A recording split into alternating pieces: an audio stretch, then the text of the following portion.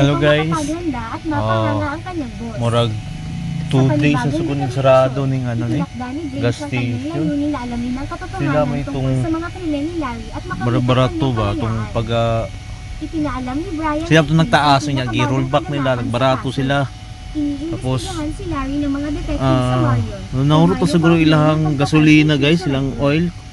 Agad na And nagtungo then, sila Chris at Brian sa wala Marion na, Police 2 days. Station upang Wala na makita sila si yan, Larry ng personal at alamin ang katotohanan Na sila tungkol sa ibaligya serye ng mga base pagpatay at kaming pa ang paglalaasa. ilahang ano Sa kabila ng kaming pagsisikap pa ang ng mga ilahang detective, kurudog gasolina ato murag nahurot yung tong ilahang ibaligya dito kay last time murag 67 69 sila and then ang Petron nagmahal-mahal na pud og 71 72 sila 69 67 68 mga something nga na so karon murag ika 2 days na to ni Agi magpagason ta ako dito sa motor nya wala man mo na nya tapos nakakita mo ganina sa ilang presyo sa gas ang gasolin murag 79 mas baratong gyapon sila gamay no sa Petron tingali masin na konsensya sila kay grabe lang pagkataas sa tong ano